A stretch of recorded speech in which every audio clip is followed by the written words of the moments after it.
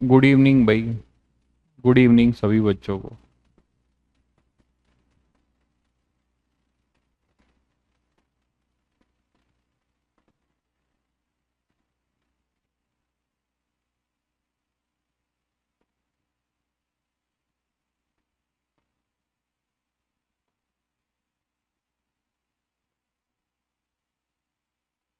सभी बच्चों को गुड इवनिंग।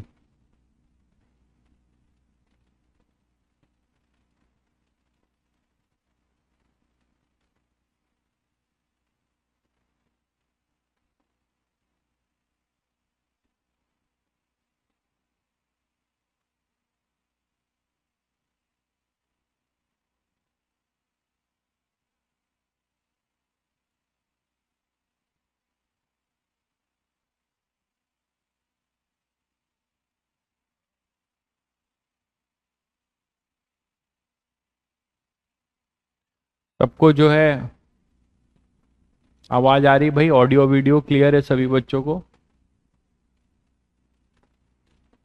सभी को ऑडियो वीडियो क्लियर है? चलिए, लास्ट टर्न पे आपको पीवाईक्यूज भेजा नहीं था, भूल गया था। तो अंडर ग्रेविटी आप लोगों ने देखिए, पीवाईक्यू के लिए मैंने आप लोग को कहा था कि एक कोई बुक ले लीजिए, वो बेटर रहेगा, है ना। 5 इयर्स का या 10 इयर्स का चैप्टर वाइज कोई बुक ले लीजिए, पीवाईक्यू जेई मेंस। और जहाँ जहाँ पे ये चैप्टर खत्म होते जाएं तो उसको भी आप सॉल्व करते जाइए। ऐसे आपके सीट में भी जो सीट अपलोड होगी उसमें भी जेई मेंस के क्वेश्चंस रहेंगे। सीट में भी आपको जेई मेंस के क्वेश्चंस मिलेंगे। ठीक है, तो आज भेज दूंगा। थोड़े बहुत हैं मेरे पास, लेकिन उससे कुछ नहीं होगा। आपको और करना है, ठीक है, तो उसके लिए आपको या, मिल जाएगा। चैप्टर वाइज लीजिएगा, जो भी लीजिएगा चैप्टर वाइज लीजिएगा पीवाईक्यूज, ठीक है।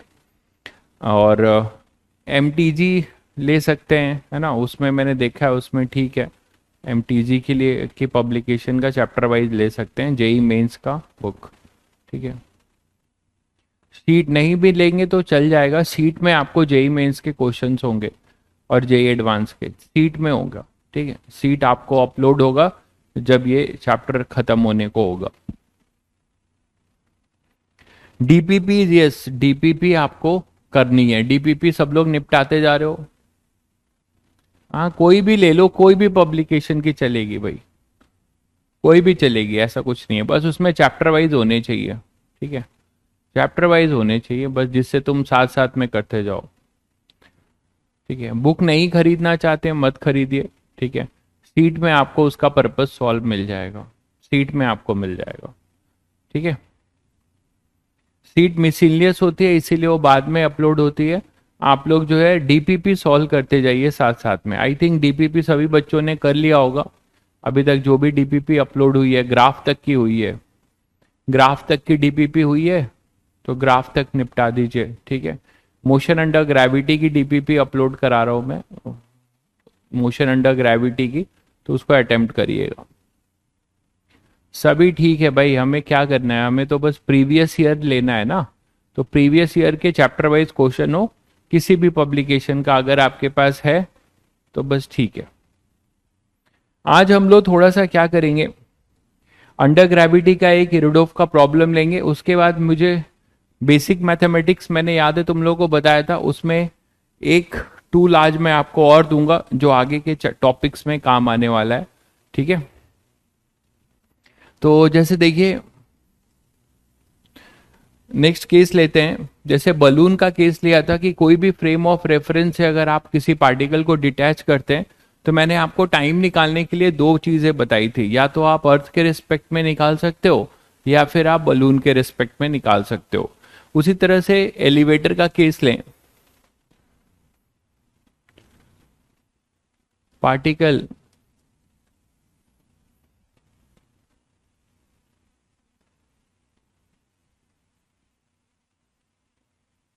डिटैच मतलब गिरता है from an elevator, from an elevator.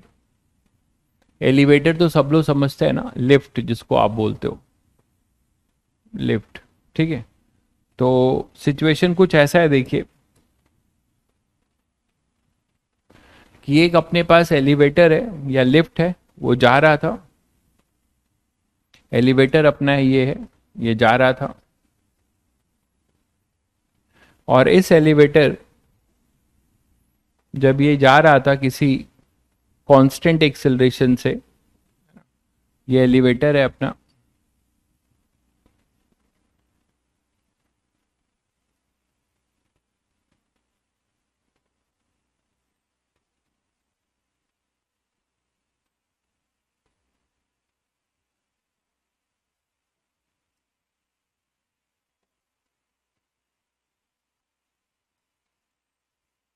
तो ये एलिवेटर कांस्टेंट एक्सेलरेशन से जा रहा था, ये कांस्टेंट एक्सेलरेशन ए से ऊपर बढ़ रहा था, कांस्टेंट एक्सेलरेशन से, ठीक है। तो मान लीजिए किसी टाइम में क्या हुआ कि जब ये ऊपर जा रहा था, ठीक है, जब ये ऊपर जा रहा था किसी कांस्टेंट एक्सेलरेशन ए से, तो इसमें क्या होता है कि कोई एक यहाँ पे बोल्ट है रूफ पर, ये रूफ है, ये फ्लोर है, तो रूफ से कोई बोल्ट टूटकर गिरता है, बोल्ट मतलब कोई भी नट बोल्ट हो सकता है ना, वो यहां से क्या होता है, गिरता है, ये है बोल्ट,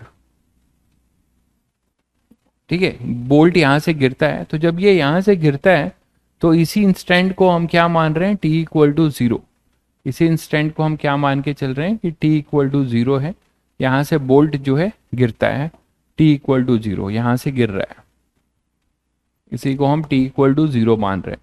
एलिवेटर जा रहा था, ठीक है, और यहाँ पे रूप पर कोई नट बोल्ट लगा था लिफ्ट में, वो टूट कर गिरता है, ओके। तो जब वो गिर रहा होता है उस समय इसका एक्सेलरेशन तो कांस्टेंट है, ये बताया गया है आपको कि इसका एक्सेलरेशन कांस्टेंट है, ये कांस्टेंट एक्सेलरेशन से ऊपर की तरफ जा रहा है, कांस्टेंट एक्सेलरेशन से ऊपर की तरफ जा रहा है, लेकिन वेलोसिटी तो चेंज हो रही होगी, इसके पास एक्सेलरेशन है तो ऑब्वियसली हर टाइम पे वेलोसिटी बदल रही होगी। तो जिस टाइम पे ये गिर रहा होता है उस समय आपको वेलोसिटी इसकी दी जा रही है, उस समय इसकी वेलोसिटी जो है कुछ v है, u ले लेते हैं, उस समय इसकी वेलोसिटी एलिवेटर की क्या है, u, इंस्टेंटेनियस है ना, जब ये गिर रहा है, जब ये गिर रहा है, बोल्ट जब गिर रहा है तो उस समय इसकी वेलोसिटी क्या है, एलिवेटर की u है, जो हमेशा क्या होती रहेगी, चेंज होते रहेगी, ठीक है, और ये अपना एक्सेलरेशन कांस्टेंट है,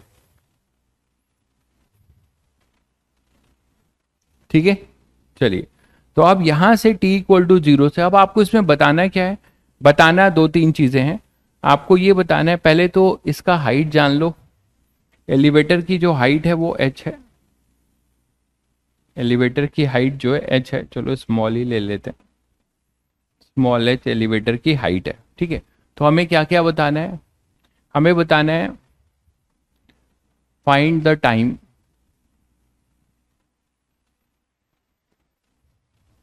when elevator when bolt hit the floor of the elevator,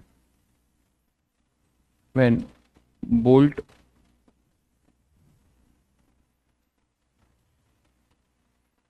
hit the floor of the elevator, ठीक है, एलिवेटर के फ्लोर को हिट करता है, ये आपको बताना है। दूसरा आपको बताना है distance and displacement, distance and displacement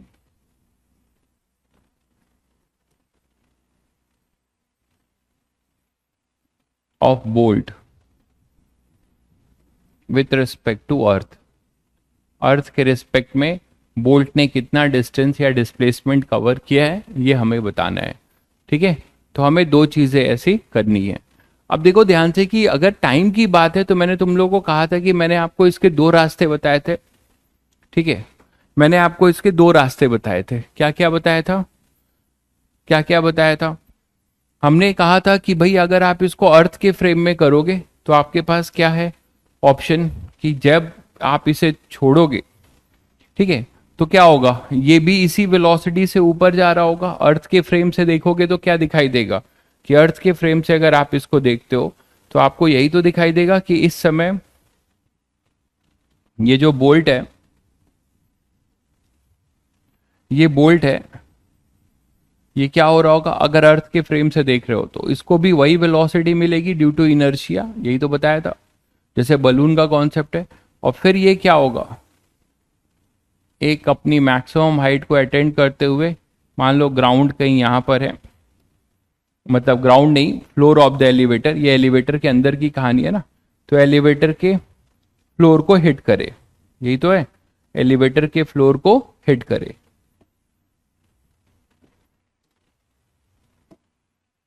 तो एलिवेटर के फ्लोर को हिट करे मतलब यहां से ये डिस्टेंस अपनी कितनी हो जाए, डिस्प्लेसमेंट कितना मिले, अगर ये इधर जा रहा है तो ये इधर आते हुए एलिवेटर के फ्लोर को हिट करे। एलिवेटर जहां से ये रिलीज हुआ है वहां से एलिवेटर का फ्लोर कितने पे है, एच पे। तो अगर आप इसे ओरिजिन मानते हो तो यहां पर ये डिस्प्लेसमेंट कितना हो जाएगा, माइनस एच, और क्वाड्रेटिक इक्वेशन आप सॉल्व करेंगे।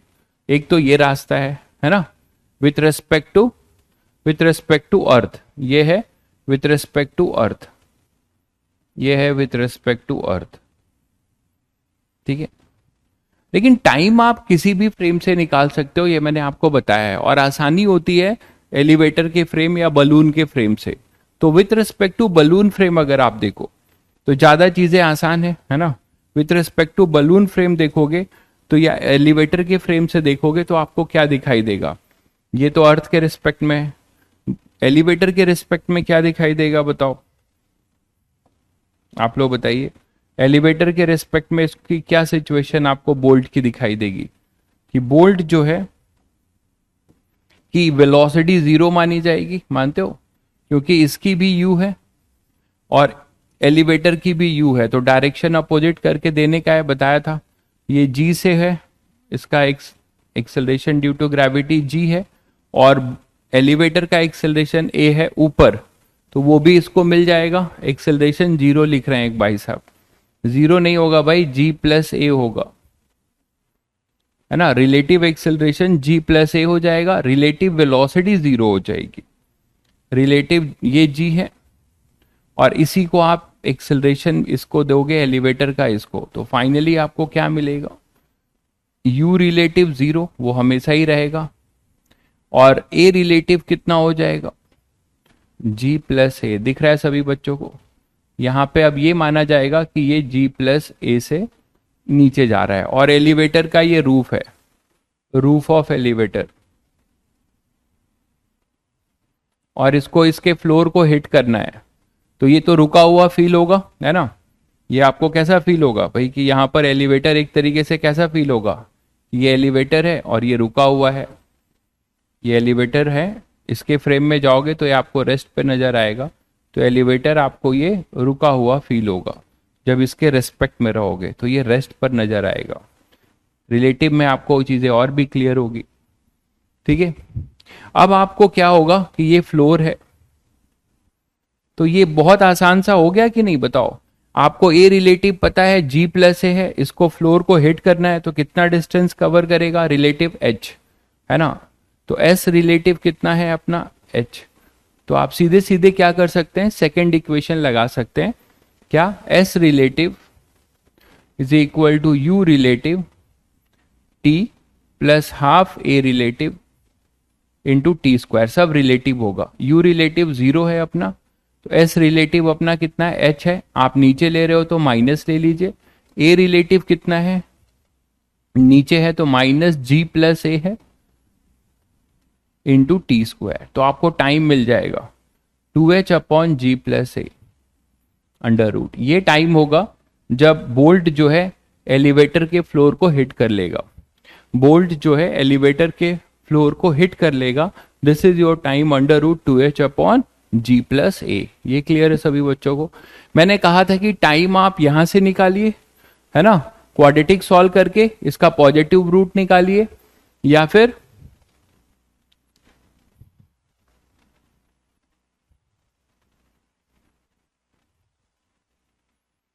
ठीक है भाई, ये जो मुजातबा है आपको मैं लास्ट वार्निंग दे रहा हूं, ठीक है। मुझे कब क्या करना है, कैसे करना है, ये मेरी रेस्पॉन्सिबिलिटी है, ठीक है। मैं कराऊंगा, आपको पढ़ना है तो आप यहाँ पे पढ़िए आराम से, मुझे आप प्लीज ये इंस्ट्रक्ट, रोज रोज आप कमेंट में कोई डाउट नहीं पूछते, you are just only instructing me और गाइडिंग मी कि आप ये करो वो करो। This is your last and final warning, ठीक है। मुजातबा जो भी है आपका ये लास्ट एंड फाइनल वार्निंग है, ठीक है। अदरवाइज आपको यहां से फिर मैं ब्लॉक कराऊंगा, कोई मतलब नहीं है फिर। जस्ट अगर आपको मेरे ऊपर भरोसा है तो आप जो है जो पढ़ाया जा रहा है उसको अच्छे से करिए, ठीक है, और आपको सब कुछ यहाँ कराया जाएगा। अगर आपको भरोसा नहीं है, skip my class, just go and somewhere else and try. अगर आपको यहाँ से बेटर मिलता है, आपको बेटर समझ में आता है, just go skip the class, but don't just comment and instruct me कि आप रोज ये करो वो करो, अदरवाइज मैं आपको ब्लॉक कराऊंगा। दूसरे बच्चे डिस्टर्ब होते हैं, मैं भी डिस्टर्ब होता हूं, ठीक है। बकवास कर रहे हो तुम। ये सब क्या है? ये सब इरोडोफ के ही क्वेश्चन है, कराया जा रहा है। क्लास में डिस्टरबेंस मत करिए, ठीक है। आपका अभी टेस्ट हुआ था, ठीक है, आपका टेस्ट हुआ था भाई मुजातवा, कितना नंबर पाए हो? कहीं पे भी लाई नहीं कर रहे हो। मेरे पास सबके मार्क्स लिस्ट हैं, तो जितने ये बकवास लोग हैं जो कमेंट मारते हैं वो कहीं लाई नहीं करते, नेगेटिव में मार्क्स लेके आते हैं या फिर 50 to 40% मार्क्स लेके आते हैं। दिस इज द रीजन यही है। आप पहली बात तो जिनसे पढ़ रहे हो उन पे फेथ रखिए। अगर फेथ आप ब्लाइंडली मत रखिए, आप चेक करिए। आप मुझसे 1 महीने से पढ़ रहे हैं, आपको अगर फेथ है तो जस्ट आप चुपचाप पढ़िए, आप विश्वास रखिए कि आपको सब कुछ चीजें कराई जाएंगी। और अगर आपको विश्वास नहीं है तो आप स्किप करिए, ठीक है। जहां पे आपको फेथ जमता है वहां पढ़िए, but why you are just daily आप ये लिखेंगे कि ये कराओ वो कराओ, ये सब आप टीचर को जो 11-12 साल से पढ़ा रहा है उसको आप क्या बता रहे हो? तो ये आपकी लास्ट वार्निंग है भाई, बाकी बच्चों के लिए भी है। कि बाकी बच्चे तो कोई नहीं करते ऐसा, आप ही एक स्पेशल हो, तो आपको बता दे रहा हूं मैं। तो ये अपने पास हो गया टाइम ऑफ फ्लाइट, बोल्ट का टाइम ऑफ फ्लाइट हो गया t इक्वल टू √2h/g+a, ठीक है। t equal to √2h/g+a। इसका मतलब ये हुआ कि या तो आप इसको एलिवेटर के रिस्पेक्ट में कर सकते थे, this is our elevator frame, ठीक है। ये हमने जो किया है किसके फ्रेम में किया है? एलिवेटर फ्रेम में क्वेश्चन सॉल्व किया है, तुरंत आ गया, ठीक है। ये सब इतना कुछ आपको समझाने के लिए बनाया गया, आप एक लाइन में कर सकते थे एलिवेटर फ्रेम। या फिर आप अर्थ के फ्रेम में करना चाहोगे तो अर्थ के फ्रेम है, ये अर्थ फ्रेम है, ये अर्थ फ्रेम है, ठीक है। तो ये अर्थ फ्रेम है, तो अर्थ के फ्रेम से अगर आप करना चाहोगे तो क्वाड्रेटिक सॉल्व करना पड़ेगा। देखिए बोल्ट जब टूट कर गिरेगा तो वो फ्री फॉल गिरेगा भाई। आपका जो डाउट है वो सुन लीजिए। जब बोल्ट यहां से डिटैच होगा ना, तो जब ये डिटैच हो जाएगा तो किससे जाएगा? जी से जाएगा, ठीक है। मैंने कहा था आपको कि जब भी कोई चीज डिटैच होती है कहीं से तो वेलोसिटी तो उसको वही मिलती है जो फ्रेम ऑफ रेफरेंस की होती, जहां से वो डिटैच हो रहा है।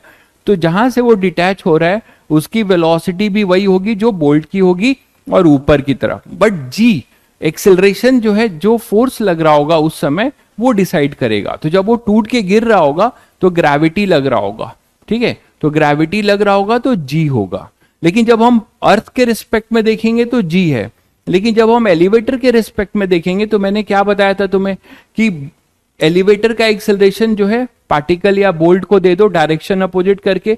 जैसे आपने u दिया था, u 0 हो गया और a रिलेटिव g+a हो गया, और इसको यहां से यहां हिट करना है तो एलिवेटर के रिस्पेक्ट में कितना डिस्टेंस ट्रेवल करेगा? एलिवेटर के रिस्पेक्ट में h डिस्टेंस। तो बस आपने काइनेमेटिक्स लगा दिया। यहां से अपना जो है क्या आ गया?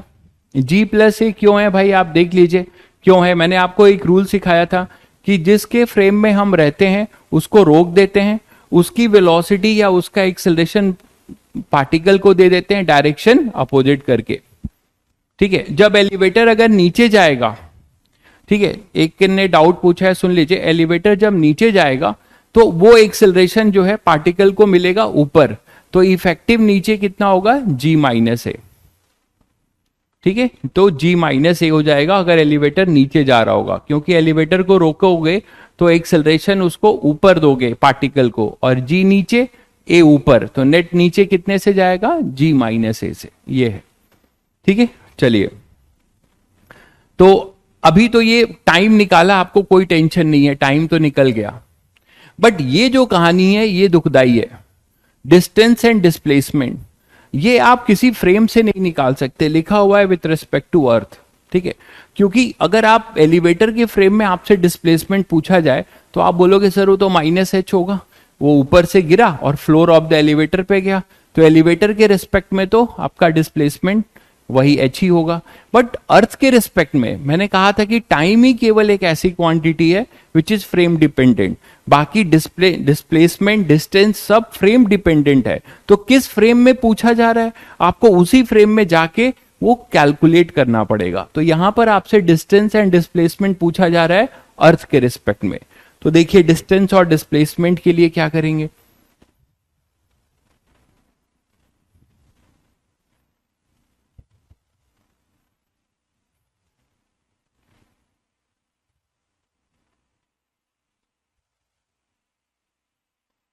डिस्टेंस और डिस्प्लेसमेंट के लिए देखिए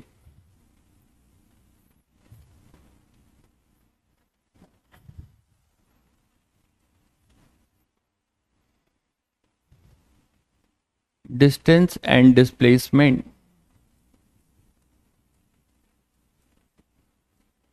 of bolt with respect to earth. ठीक है, तो अर्थ के रिस्पेक्ट में डिस्टेंस और डिस्प्लेसमेंट आपको निकालना है। तो क्या करिए, अब आपकी पॉसिबिलिटी क्या क्या बनती है, देखिए जो टाइम है कितना है, under root two h upon g. ठीक है, तो under root two h upon g time में क्या हो रहा था कि वो टूट के नीचे जा रहा था, लेकिन एक्चुअली में एलिवेटर भी ऊपर आ रहा है। तो दो पॉसिबिलिटी हो सकती है, आप यहां से अगर आपने इसको छोड़ा, ठीक है, अगर आपने बोल्ट को छोड़ा तो अर्थ के रिस्पेक्ट में क्या होगा, पहले वो ऊपर जाएगा, अपनी मैक्सिमम हाइट को अचीव करेगा, फिर रिटर्न बैक होगा। तो सभी बच्चे ये जानते हैं कि वन डायमेंशन मोशन में डिस्टेंस और डिस्प्लेसमेंट इक्वल कब होता है, जब यूनिडायरेक्शनल मोशन होता है सेम डायरेक्शन में और पार्टिकल लौट कर नहीं आ रहा होता है।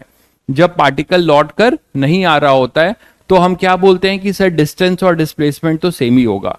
तो दो केस बनेंगे यहां पे, एक केस ये हो सकता है कि जब वो टूटकर जब फ्लोर पे गिर रहा है उस टाइम में जब वो मैक्सिमम हाइट एग्जिस्ट कर रहा है, मैक्सिमम हाइट को अपने अचीव कर रहा है, तो वो टाइम है ना, वो टाइम फ्लोर पे टकराने वाले टाइम से मान लो बड़ा हो जाए।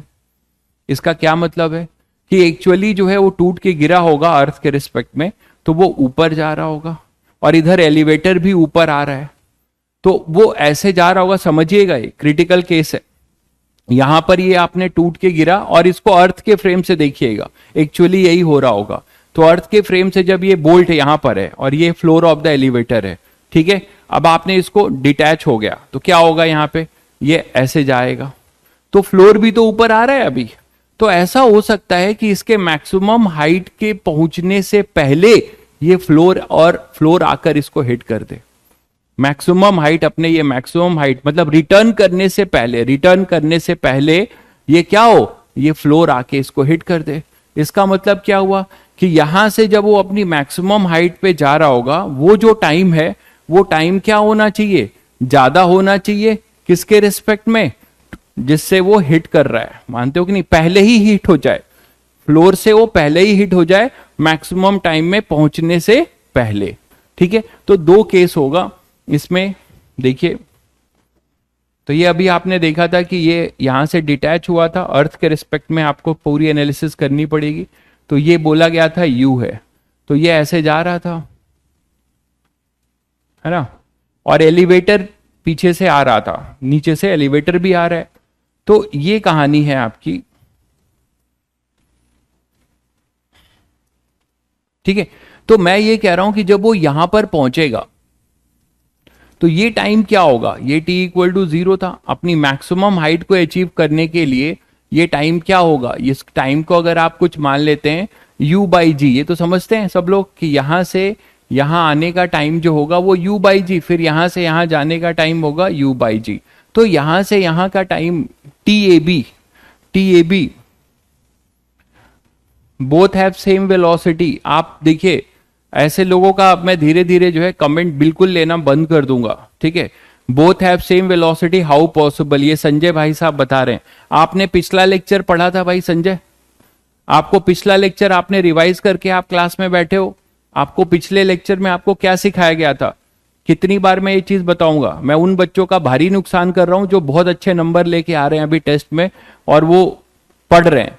आप लोगों के ये बोगस डाउट से जो है क्लास बहुत हैम्पर हो रहा है। आप बताइए, ये चीज पूछ रहे हैं आप, आपको लास्ट लेक्चर में आपको क्या बताया गया था कि कोई भी पार्टिकल जब डिटैच होता है तो आपको बताया गया था ड्यू टू इनर्शिया। अभी अभी मैंने ये चीज यहाँ पे भी की है और कई सारे क्वेश्चंस कराए हैं कि ड्यू टू इनर्शिया यहाँ लिखा हुआ है अर्थ के फ्रेम में कि कोई भी चीज अगर डिटैच होती है तो वेलोसिटी उसको वही मिलती है जो फ्रेम ऑफ रेफरेंस की वेलोसिटी होती है।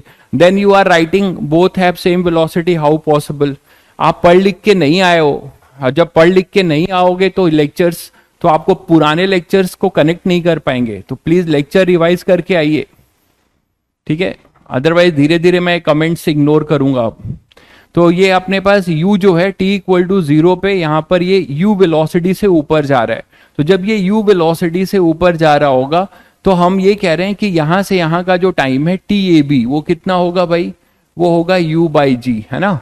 और कोलिजन का टाइम क्या है t, वो कितना था √2h अपॉन जी प्लस ए, मानते हो। तो मैं ये कह रहा हूं आपको कि मान लीजिए फ्लोर ऑफ द एलिवेटर, आपका ये फ्लोर ऑफ द एलिवेटर है, ठीक है, और ये ऊपर आ रहा है, ऐसे ऊपर आ रहा है। तो मेरा कहना है कि ये अभी पार्टिकल जो है ऊपर जा रहा है, ठीक है, ये पार्टिकल ऊपर जा रहा है, उस तो हाईएस्ट पॉइंट में पहले पहुंचने से पहले ही ये यहीं पर टकरा जाए, फ्लोर ऑफ द एलिवेटर से ये यहीं पर टकरा जाए, ये पार्टिकल यहीं पर जो है इसके साथ टकरा जाए, ये फ्लोर ऑफ द एलिवेटर यहीं पे टकरा जाए, फ्लोर ऑफ द एलिवेटर के साथ ये हाईएस्ट पॉइंट पे पहुंचने से पहले ही टकरा जाए। तो ये अपना कोलिजन टाइम हुआ t, और ये एक तरीके से ये हुआ TAB, मानते हो। तो आपसे पहला केस ये बना कि if collision time t is less than TAB, ठीक है, मतलब √2h अपॉन जी प्लस ए जो है u बाई जी से जो है क्या हो, कम हो। तो क्या मतलब हुआ, उस समय आप बोल सकते हैं कि पार्टिकल का डिस्टेंस या डिस्प्लेसमेंट सेम होगा, पार्टिकल का डिस्टेंस या डिस्प्लेसमेंट सेम होगा। क्यों? क्योंकि वो यूनिडायरेक्शनल, मतलब लौट के अभी नहीं आ रहा है, वन डायमेंशन जर्नी कर रहा है। तो जब वन डायमेंशन जर्नी कर रहा है तो क्या हो जाएगा, बताइए क्या हो जाएगा, वो वन डायमेंशन अगर वो जर्नी कर रहा है तो उसका डिस्टेंस या डिस्प्लेसमेंट सेम होगा। तो डिस्टेंस और डिस्प्लेसमेंट इस केस में आप बोल सकते हैं कि distance and displacement is same, distance and displacement,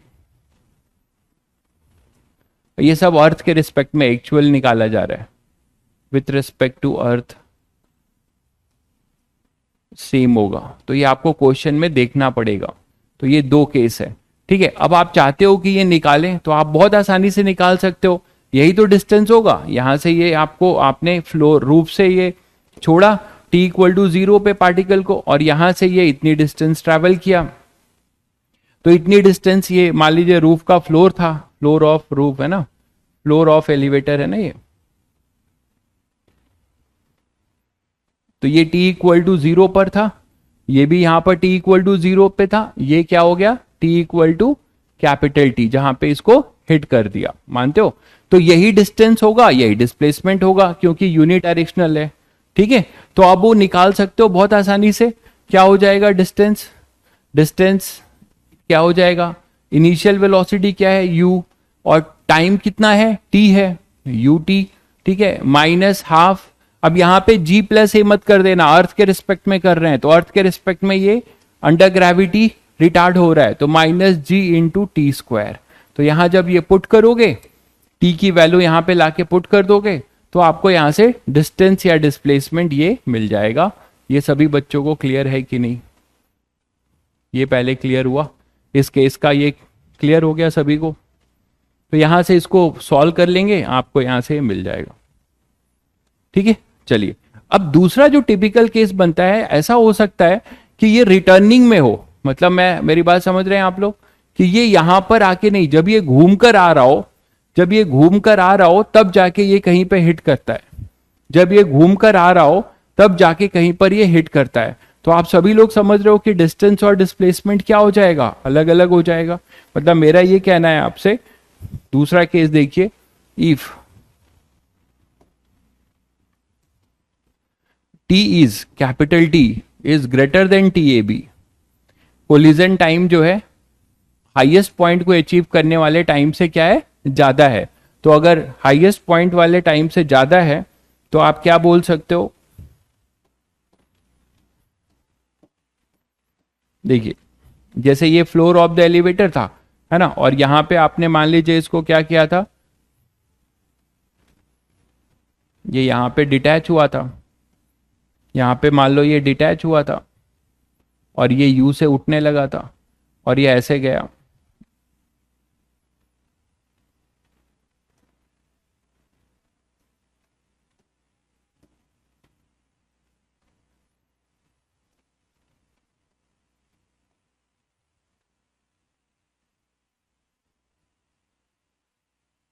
तो यहां पे ये डिटैच हुआ था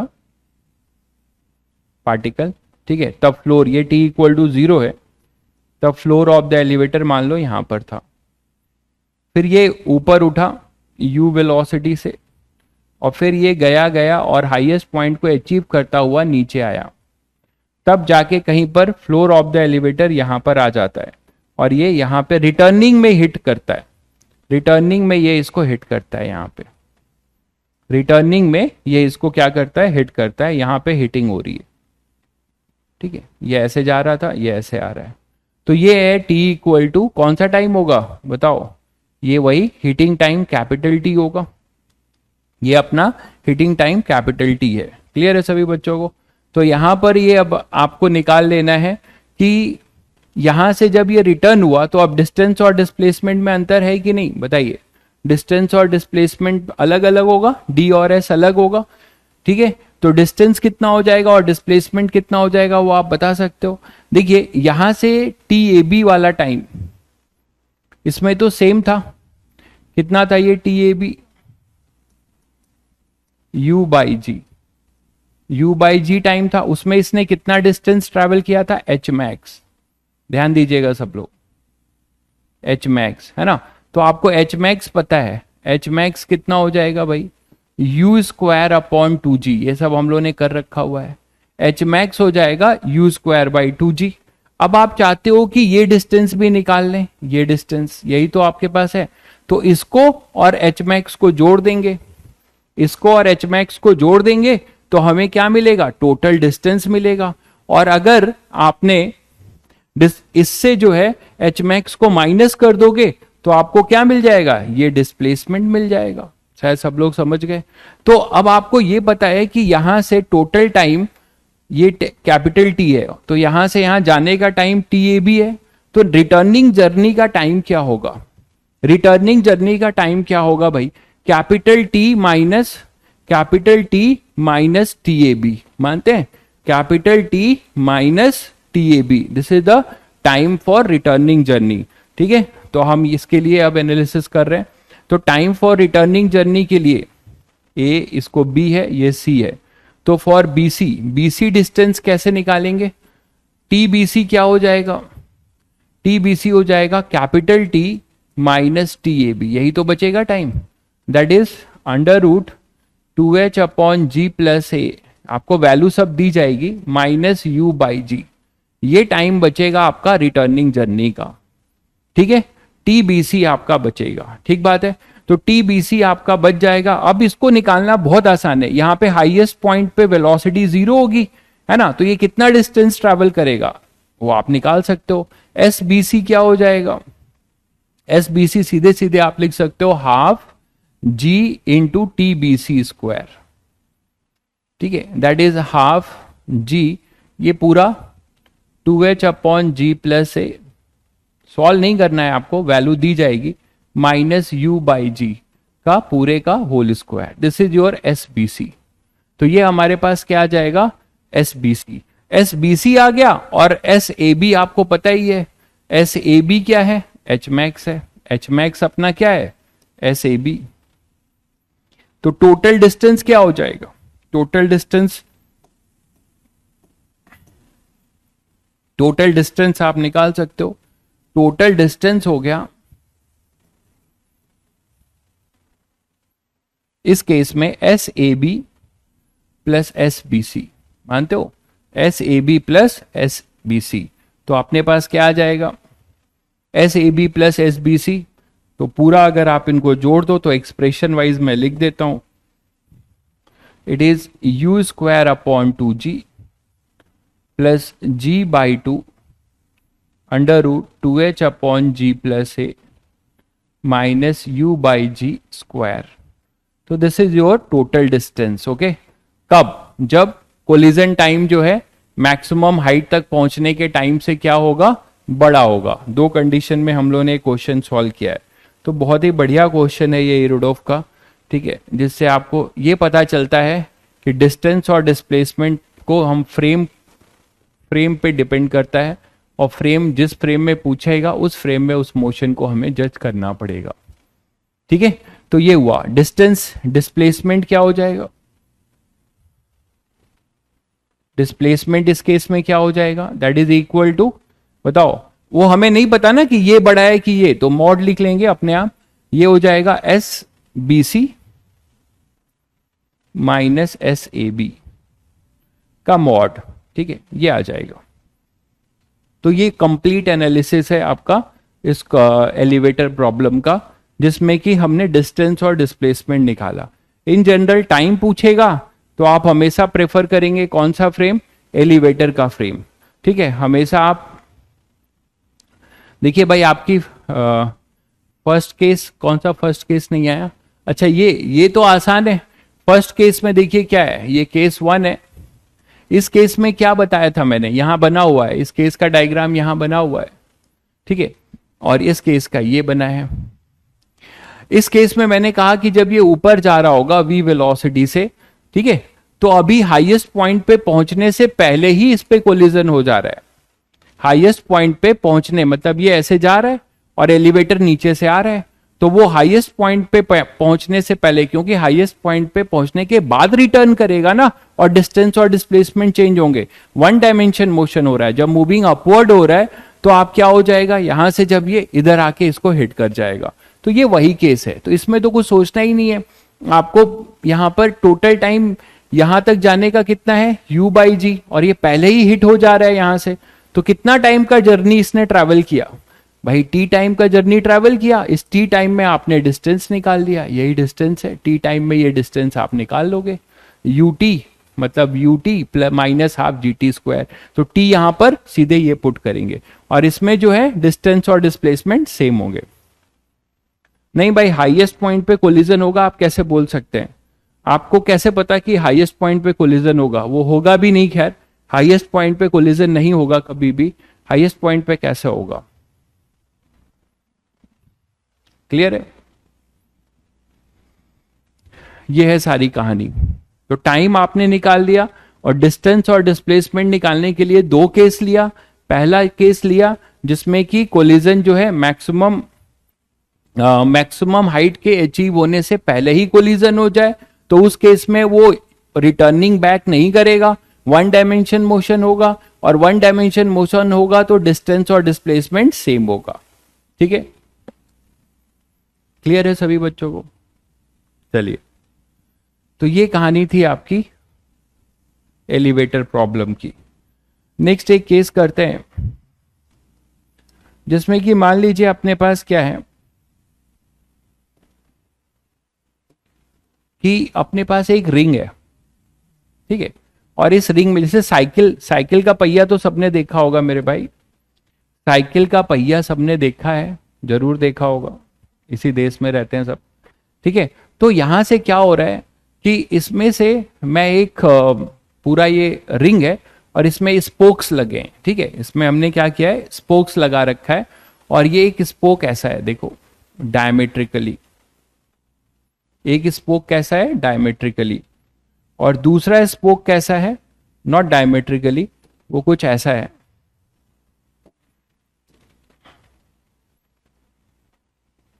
ऐसा है, किसी थीटा पे हो सकता है ना। दो स्पोक्स है और ये रिंग है, ग्राउंड पे ऐसे ही पड़ा हुआ है, वर्टिकल रिंग है।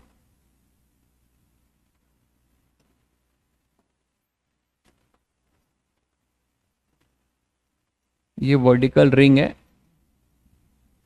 फिक्स है, मूव वूव नहीं कर रहा है, ठीक है। अब यहां से क्या कर रहे हो, ये दो स्पोक्स हैं, और इस दो स्पोक्स में आपने बीड, यहां पे बीड, एक बीड यहां लगा रखा है और एक बीड यहां। बीड समझते हैं आप लोग, बीड समझते हैं कि जो आपने देखा होगा किसी जमाने में, हमारे टाइम में क्या होता था, हमारे टाइम में जो है, हमारे टाइम में तो नहीं बोलूंगा, हमसे भी मतलब हम अपने, मेरे पिताजी लोगों के टाइम में साइकिल एक बहुत लग्जरियस चीज मानी जाती थी, ठीक है। मतलब मेरे टाइम में भी कुछ कुछ था, 50% मान लो, ठीक है। लेकिन हमारे फादर के टाइम में क्या था कि वो एक बहुत लग्जरियस आइटम था साइकिल, और इनफैक्ट हमारे टाइम में भी था। किस हिसाब से, क्योंकि हम भी जब साइकिल देखते थे तो हमें लगता था कि बाबूजी हमें भी साइकिल दिला देते तो कितना अच्छा होता, इन लोगों के पास कितनी बढ़िया साइकिल है। तो वो साइकिल को बहुत सजाते थे लोग, ठीक है। तो साइकिल को सजाते कैसे थे, वो जो हैंडल है ना, उसमें जो है वो कई सारे जो है कलर वाले जो है चमकीले जो आते हैं ना, जो आप लोग बर्थडे में सजाते हो, वो लगा लेते थे। और ये जो रिम है ना, इस रिम में बीड्स लगाते थे अलग अलग कलर की।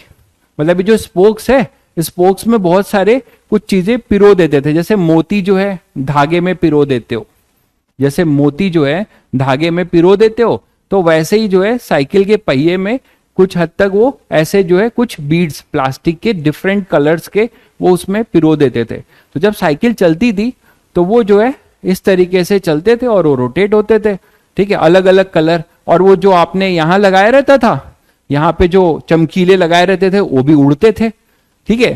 तो एकदम भाई साहब फैंटम बन जाते थे, ठीक है। तो जो साइकिल चलाता था उसको लगता था कि हम तो भाई फैंटम है, हमारे आगे कोई नहीं है, हमारी साइकिल के आगे। तो ये कहानी थी मतलब। और हमारे टाइम में भी साइकिल इसलिए ज्यादा जो है मुझे फील होता है क्योंकि मुझे भी साइकिल मिली नहीं, 12th क्लास में मिली। साइकिल नहीं मिलती थी कि भाई पैदल चले जाओ, साइकिल तो बहुत बड़ी चीज है। तो साइकिल एक लग्जरियस आइटम होता था हम लोग के टाइम में, ठीक है।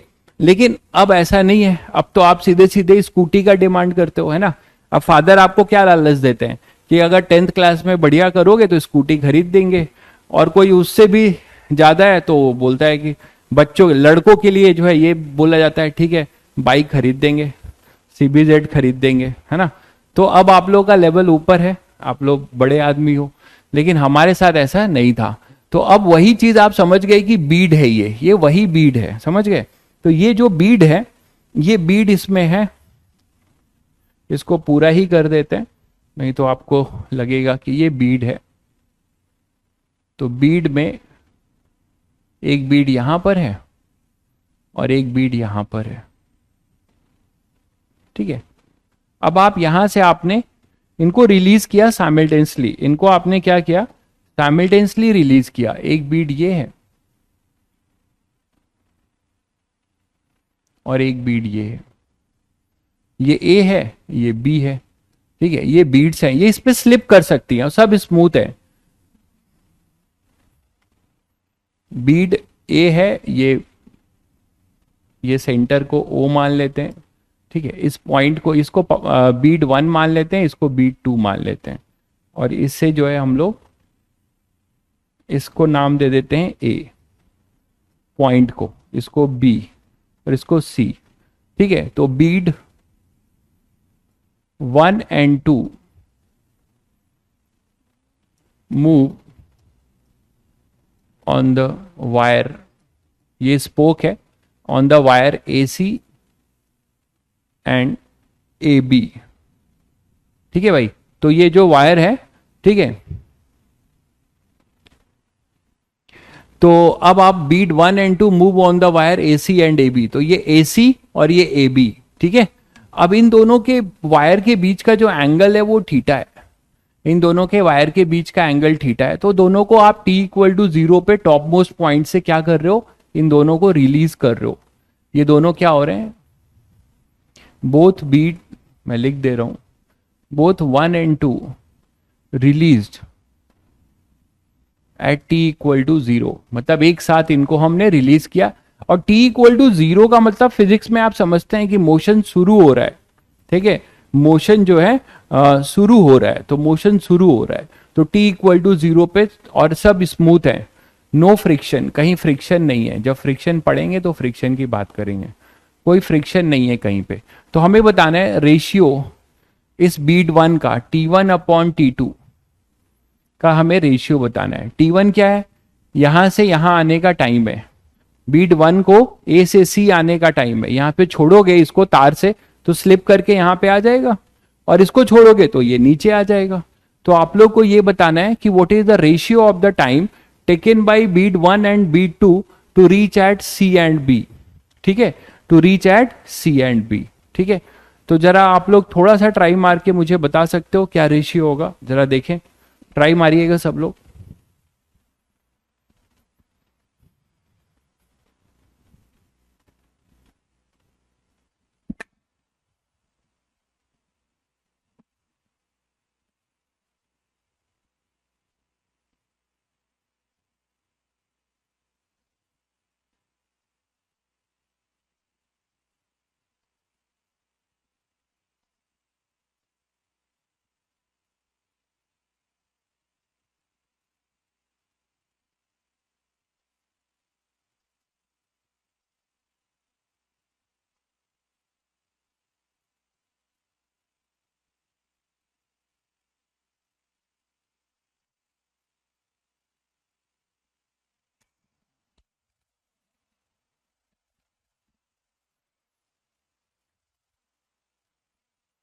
आ गया भाई सभी का, 2:1, ओके, 2:1।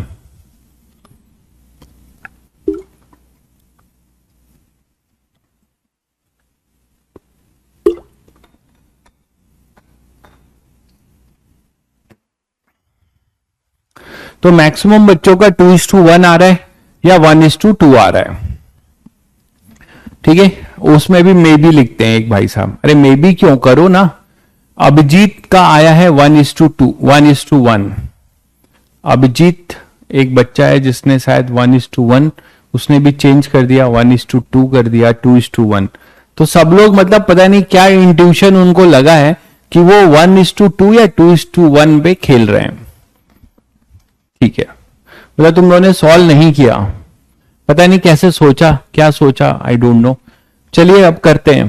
तो t इक्वल टू 0 पे जब आप इसको यहां से यहां ले जाओगे तो अब देखने वाली बात है कि इसको इधर कौन एक्सेलरेट करेगा। तो ये तो पूरा का पूरा वर्टिकल है, तो इस बीट की कहानी ये होगी, देखिएगा ध्यान से, कि इस बीट को जो है g इसको एक्सेलरेट करेगा, इसका g होगा एक्सेलरेशन, मानते हैं? इसका एक्सेलरेशन क्या होगा, इस बीट 2 का g होगा, पूरा का पूरा वर्टिकल है। लेकिन इस वाले बीट का जो एक्सेलरेशन होगा इस तरफ, वो g नहीं होगा, उसका एक कंपोनेंट होगा। अगर ये बात आप कोई बच्चा समझ पाया है तो तभी वो कर पाएगा सही। तो इसका जो कंपोनेंट होगा वो इधर होगा g cos थीटा, ठीक है। तो मैं इसको यहां बना दूं तो बेटर रहेगा दूसरे वाले के लिए। चलिए पहले वाले के लिए रेडियस आपको दे रखा है, रेडियस दिया हुआ है आपको, r रेडियस है इसका। तो बताइए पहले वाले फॉर पार्टिकल 2, फॉर पार्टिकल 2 आप क्या बोलोगे? इसकी जर्नी शुरू होती है 0 से और ये कितना डिस्टेंस ट्रैवल करता है 2r, इसका एक्सेलरेशन कितना है g। तो सीधे सीधे आप कौन सी इक्वेशन यूज कर सकते हो, मोशन अंडर ग्रेविटी का, जिसमें इनिशियल एक्सेलरेशन कितना है 0, दोनों जो है रिलीज किए जा रहे हैं, है ना। तो ये रिलीज किया गया एक तरीके से, u यहां पर 0 है और इसको कितना डिस्टेंस ट्रैवल करना है 2r, और पूरा का पूरा g लग रहा है यहां पर, देखो ये g लग रहा है, ठीक है, तो क्या हो जाएगा टाइम, ये T2 कितना हो जाएगा बताओ, 2R। अगर माइनस में लोगे तो ये भी माइनस होगा, दोनों कट के प्लस ही हो जाएंगे, हाफ जी T2 स्क्वायर। ये लिख सकते हैं कि नहीं भाई, बताओ। S is equal to u t plus half AT square, ये लगाया गया है भाई। यहां पर U 0 है और A कितना है, G है, तो वही चीज। और S कितना है, 2R। तो T2 कितना आ गया, T2 अपने पास आ गया 4R upon G under root. देखो ये T2 आ गया अपने पास 4R अपॉन G। क्लियर है सभी बच्चों को। लेकिन पार्टिकल 1 की अगर बात करो तो पार्टिकल 1 के साथ कहानी है, पार्टिकल 1 के साथ G नहीं लग रहा है। ये पार्टिकल 1 ऐसा है, देखिए मैंने यहां बना दिया है, पार्टिकल 1 ऐसा है। पार्टिकल 1 जो है जब ये मूव कर रहा है, और ये AC डिस्टेंस भी आपको निकालना पड़ेगा, AC डिस्टेंस भी आपको निकालना पड़ेगा। और ये AC डिस्टेंस आप ज्योमेट्री से निकाल सकते हैं, तभी तो आप टाइम निकालोगे। ये अपना कितना था, A था, ये अपना C था। अब आपको पता है कि पार्टिकल जो है यहां से रिलीज होता है ऐसे, इसका U 0 है और इस डायरेक्शन में मोशन कर रहा है, तो इस डायरेक्शन में G का कंपोनेंट होगा। G का कंपोनेंट क्या होगा भाई, इधर G है तो इस तरफ कितना आ जाएगा, G cos थीटा। दिख रहा है सभी बच्चों को, ये थीटा दिया गया था, तो इधर एक्सेलरेट इसको कौन करेगा, G cos थीटा, ये इसका एक्सेलरेशन होगा। ठीक है, तो G cos theta is the acceleration, बिल्कुल।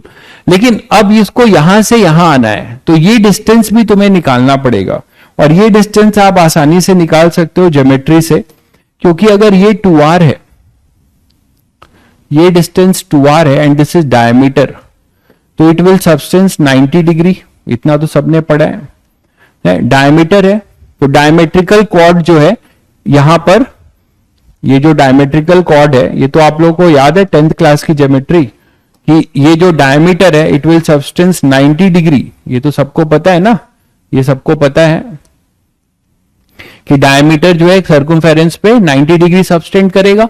तो क्या आप इस राइट एंगल ट्रायंगल से AC निकाल सकते हो, तो इस राइट एंगल ट्रायंगल से AC कितना हो जाएगा, तो इन राइट एंगल ट्रायंगल, इन राइट एंगल ट्रायंगल ABC, तो सभी बच्चों का आंसर रॉन्ग है। ठीक है, अभी आपको मिलेगा तो कि सब रेशियो सेम आएगा, इंटरेस्टिंग रिजल्ट मिलेगा। In right angle triangle ABC जो राइट एंगल ट्रायंगल है, इसमें आप cos थीटा लगा लो, तो cos theta equal to base कितना होगा, AC अपॉन में AB, that is AC upon में AB कितना होगा, 2R। तो AC कितना हो जाएगा, 2R cos थीटा। तो अब आपको डिस्टेंस भी मिल गया, एक्सेलरेशन भी मिल गया, इनिशियल वेलोसिटी 0। तो इसके लिए आप क्या कर सकते हैं, एक्सेलरेशन नहीं समझ में आया, देखिए एक्सेलरेशन मैंने कहा कि जब आप, एक वर्टिकल है, इसको जब रिलीज करोगे बीड को, तो वो किधर मोशन कर रहा है, AC के अलोंग कर रहा है ना, इसमें फंसा हुआ है, तो ये AC की तरफ जाएगा। लेकिन इसको ग्रेविटी का पूरा G नहीं लग रहा है, इसको ग्रेविटी पूरा फोर्स पुल नहीं कर रही है ना, आपने कंपोनेंट पढ़ा है वेक्टर में। ठीक है, तो ये जो G है इसका हमें क्या करना पड़ेगा, इधर कंपोनेंट जिस साइड मोशन कर रहा है उस डायरेक्शन का एक्सेलरेशन लेंगे ना, तो G तो हमेशा नीचे लगता है, ग्रेविटी का पुल है, तो उसको जो है आपको कंपोनेंट में ब्रेक करना होगा जिस डायरेक्शन में वो मोशन कर रहा है। तो वहां से देखा गया कि G जो है कितना आया, इसका G effective G cos theta, इसीलिए लिखा गया है। तो AC आ जाएगा 2R cos थीटा। तो आप काइनेमेटिक्स यूज करिए, काइनेमेटिक्स इक्वेशन यूज करेंगे तो क्या होगा, डिस्टेंस कितना है, 2R cos थीटा। ठीक है, U रिलेटिव तो 0, सॉरी U तो 0 है, तो हाफ A की जगह पे क्या आएगा, G cos थीटा। और यहीं से जो है कहानी हो जाती है, और ये हो जाएगा अपना T1 स्क्वायर। तो आप देख रहे हैं कि cos थीटा फिर से कैंसिल हो रहा है, और T1 भी आ रहा है 4R अपॉन G का अंडर रूट, तो T1 भी आ रहा है 4R अपॉन अंडर रूट। तो आपने क्या देखा कि T1 और T2 जो है बराबर होंगे, T1 और T2 बराबर होंगे।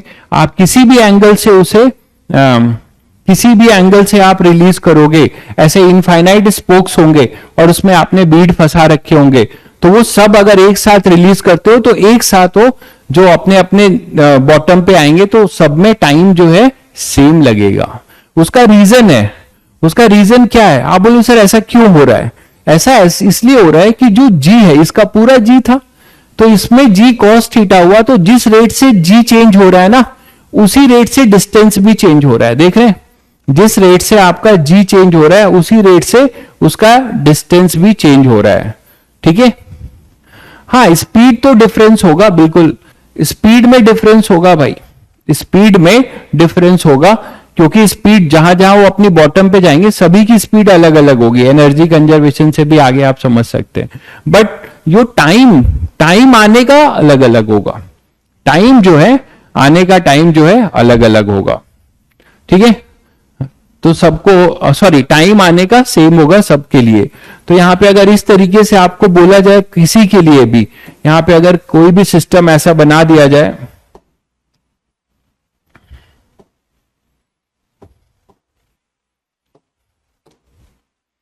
यहां पे कोई भी ऐसा सिस्टम बनाया जाए जिसमें बहुत सारे बीड हो और एक साथ हाँ ये कंडीशन ये है कि सभी को आप क्या कर रहे हो, एक साथ रिलीज करोगे, है ना, सभी को आप एक साथ रिलीज करोगे। जैसे यहां से मान लो ये है, यहां से ये है, ये है,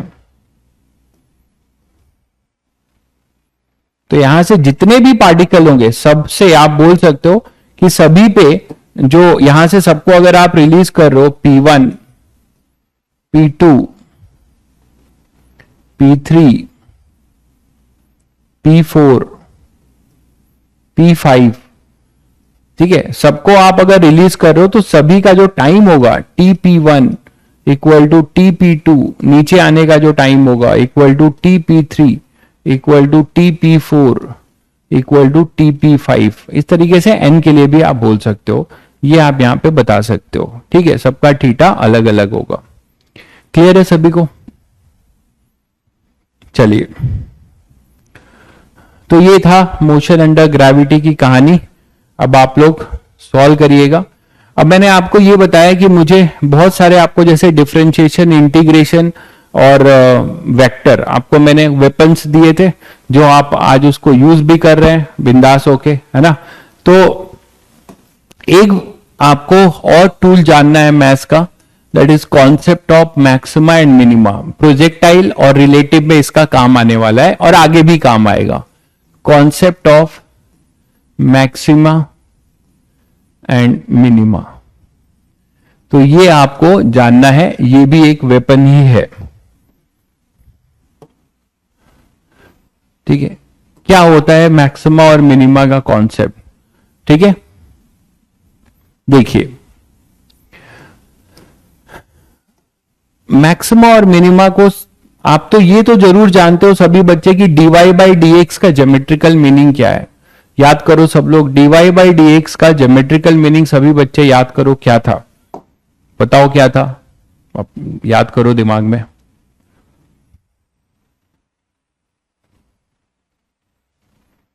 ठीक है, मान लीजिए मैंने एक y वर्सेस x का ग्राफ बनाया, एक फंक्शन बनाया y वर्सेस x का, और उसका ग्राफ कुछ ऐसा है।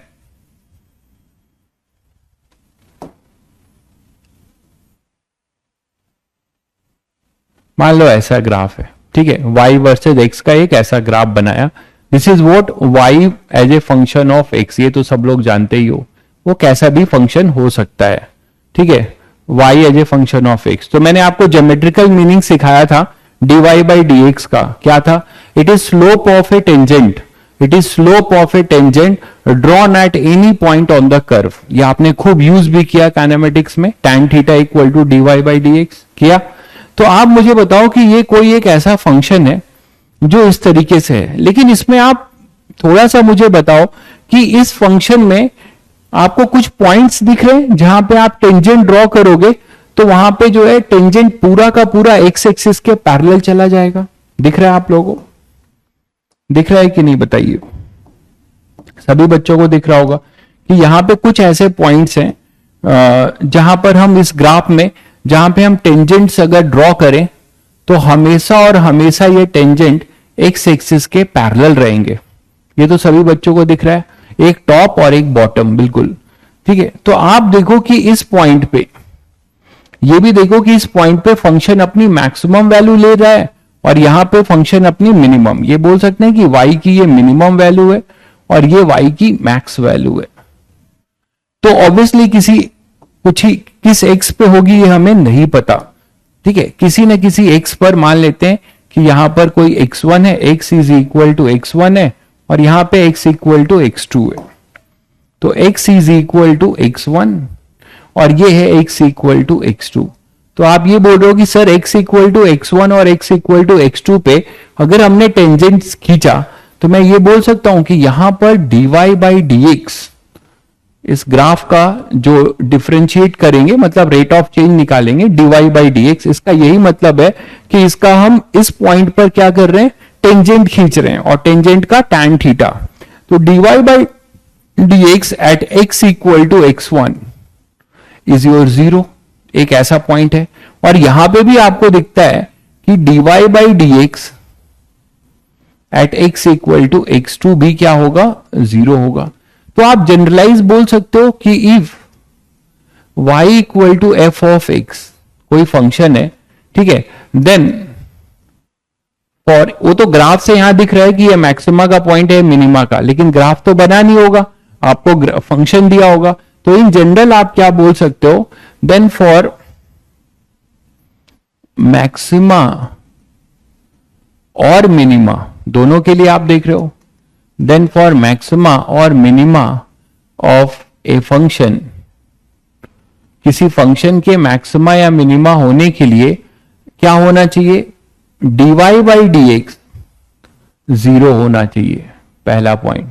तो जैसे ही आप dy बाई dx को 0 करेंगे तो वहां से आपको क्या मिलेगा, ये पॉइंट्स मिल जाएंगे, कौन से, x1 और x2, जहां पर अपना जो है फंक्शन क्या होगा, 0 होगा। क्लियर है। 0 कैसे आया, अरे अभी अभी तो समझाया भाई 0 कैसे आया, क्योंकि ये दोनों एक ऐसे पॉइंट्स है, और कहीं पर भी आप खींचिए और कहीं पर भी खींचेंगे तो स्लोप ऑफ द टेंजेंट आपको मिलेगा, है ना। कहीं पे भी आप और खींचोगे, जैसे आप यहां खींच रहे हो तो यहां पे खींचोगे तो क्या होगा, tan थीटा कुछ ना कुछ मिलेगा कि नहीं मिलेगा। तो यहां पे डेरिवेटिव की वैल्यू होगी कि नहीं होगी, हर जगह पे डेरिवेटिव की वैल्यू होगी। tan थीटा जो स्लोप है वो अलग अलग एंगल बनाएगा और अलग अलग स्लोप होगा। अलग अलग स्लोप होने का मतलब उसको हम डिफरेंशिएट करेंगे और जिस पॉइंट पे टेंजेंट खींच रहे हैं ये सब बताया जा चुका है, उस पे हम वैल्यू निकालेंगे तो आपको कुछ मिलेगा। बट दो ऐसे पॉइंट हैं, ऐसे ग्राफ में बहुत सारे पॉइंट हो सकते हैं, ऐसे 2 पॉइंट है एग्जांपल के लिए, तो जिसमें कि जो आपने टेंजेंट खींचा है वहां पे वो पैरेलल टू एक्स एक्सिस है, मतलब वहां पर अपना स्लोप जो है क्या हो चुका है, 0 हो चुका है। तो dy बाई dx अपना क्या हो जाएगा, 0। तो आपने पहले सीखा कि अगर हमें ये निकालना है कि फंक्शन जो है, पहला स्टेप आपने क्या सीखा कि अगर हमें ये निकालना है कि हमारा फंक्शन कहां पर 0 हो रहा है, ठीक है, सॉरी कहां पर मैक्सिमा हो रहा है या कहां पे मिनिमा, उसके लिए आप उस फंक्शन को डिफरेंशिएट करके 0 करो, वी विल गेट मैक्सिमा और मिनिमा। तो पहला स्टेप यही है। तो फॉर क्रिटिकल पॉइंट्स, इसी को हम क्रिटिकल पॉइंट्स कहते हैं। क्रिटिकल पॉइंट्स का मतलब है वेयर फंक्शन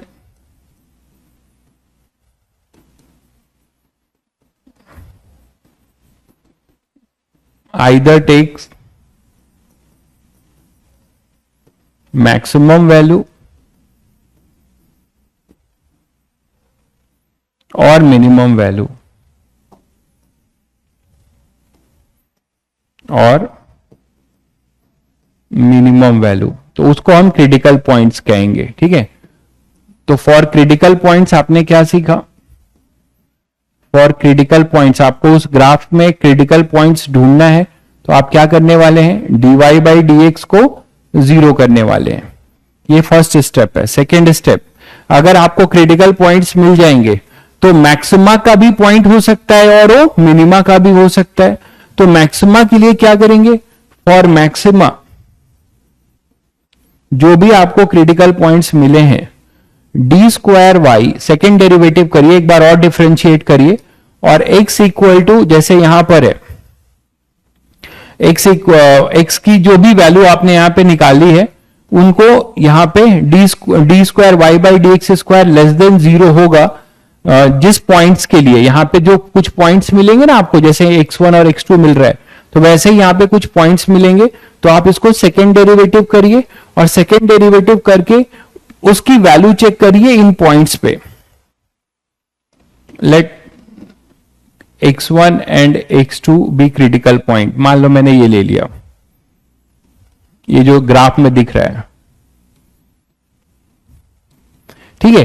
तो d square y by d x square, मान लो हमने चेक किया x इक्वल टू x1 पे, वो लेस देन 0 आएगा, तो x1 हमारा क्या कहलाएगा, पॉइंट ऑफ मैक्सिमा। ये तो मैंने इसका फिगर का रेफरेंस लिया है, वो कुछ भी हो सकता है। और इसी में अगर if d square y by d x square, मान लो x इक्वल टू x2 पे पॉजिटिव आ रहा है, तो ये बोला जाएगा पॉइंट ऑफ मिनिमा, जैसे हमने ग्राफ में दिखाया है, पॉइंट ऑफ मिनिमा। इसको हम सेकेंड डेरिवेटिव चेक भी कहते हैं। इसको हम, आप 12th क्लास में पढ़ोगे मैक्सिमा मिनिमा मैथ्स में, तो इसको हम सेकेंड डेरिवेटिव चेक भी कहते हैं। लेकिन अच्छी बात क्या है, अच्छी बात बता देता हूं कि तुम लोग को फिजिक्स में सेकेंड डेरिवेटिव जनरली नहीं निकालना पड़ता है, ठीक है।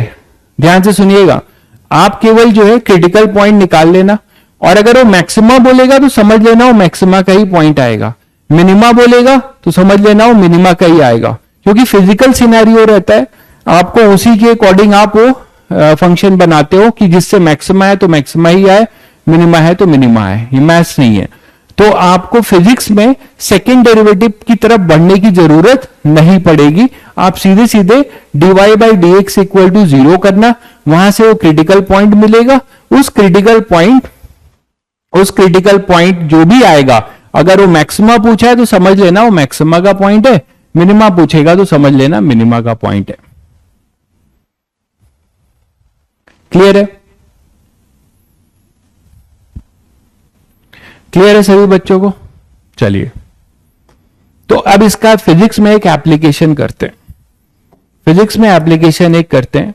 मान लीजिए हमारे पास क्या है, मैक्सिमा मिनिमा का एक एप्लीकेशन। देखिए फिजिक्स में क्वेश्चंस कैसे बनते हैं। मान लीजिए हमारे पास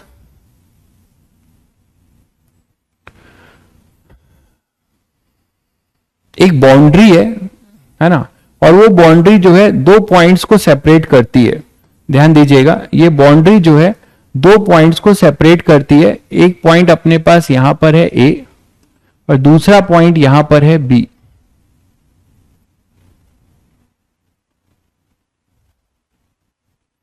दूसरा पॉइंट है यहां पर B, एक पॉइंट है इधर B और इधर एक पॉइंट है A। ठीक है, इनको ये सेपरेट करती है। ये वर्टिकल नहीं है, हॉरिजॉन्टल है।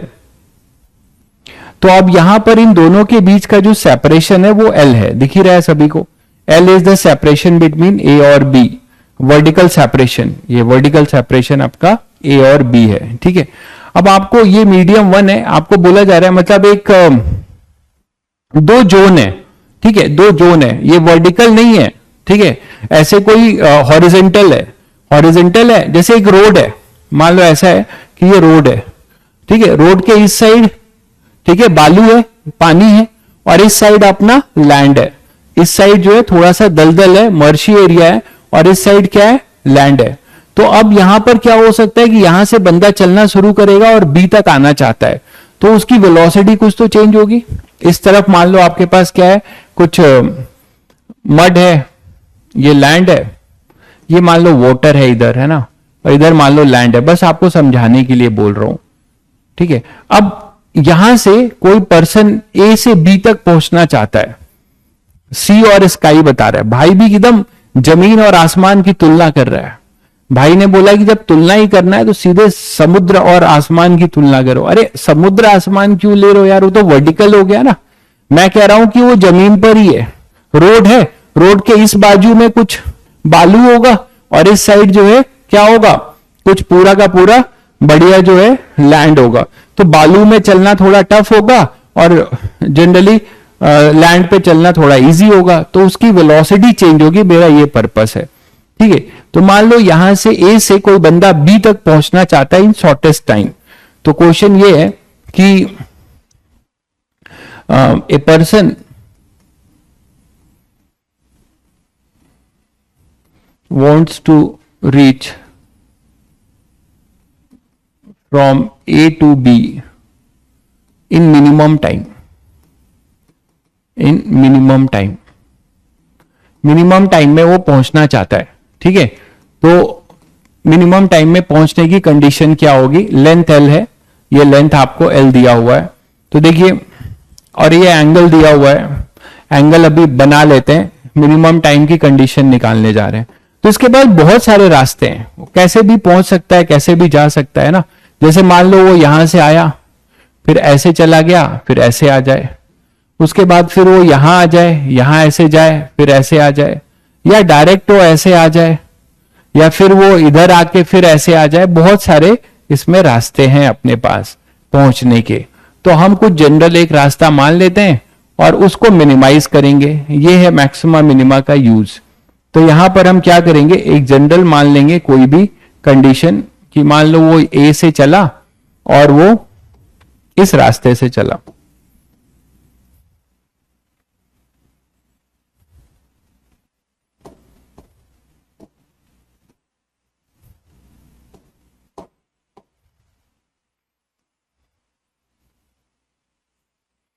शॉर्टेस्ट तो आप देख ही पा रहे हो कि डायरेक्ट जो है, जो मैं कर रहा हूं, बट सिंस दोनों की वेलोसिटी अलग अलग होंगी तो यहां पे दिक्कत होगा। कोई बोल सकता है कि सर ये तो बहुत आसान था, आप डायरेक्ट ए से बी को ज्वाइन कर दो, जो डिस्प्लेसमेंट होगा वही होगा।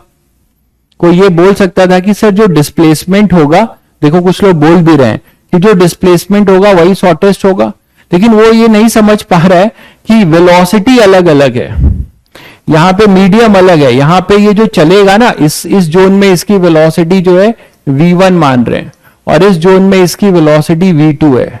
ठीक है, ये वाटर है, ये लैंड है, ऐसा कुछ सीन है।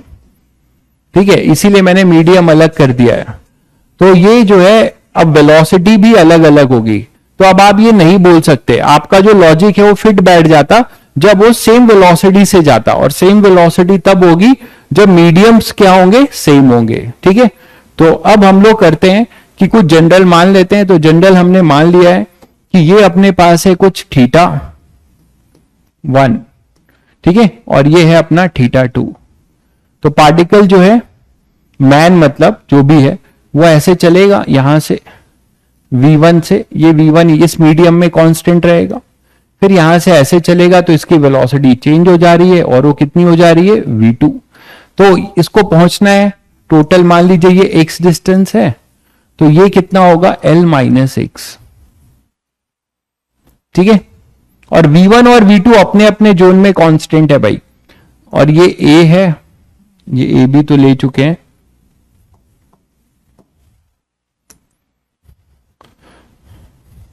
ठीक है, तो अब ये टोटल डिस्टेंस निकालें, टोटल टाइम निकालें, यहां से a b और इसे फिर c ले लेते हैं।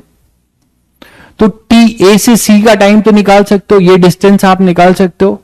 ये आप हम लोग ले लेते हैं कुछ यहां पर, ये वर्टिकल डिस्टेंस आपको गिवन होगी, ये है मान लीजिए L1। अच्छा, L ले चुके हैं।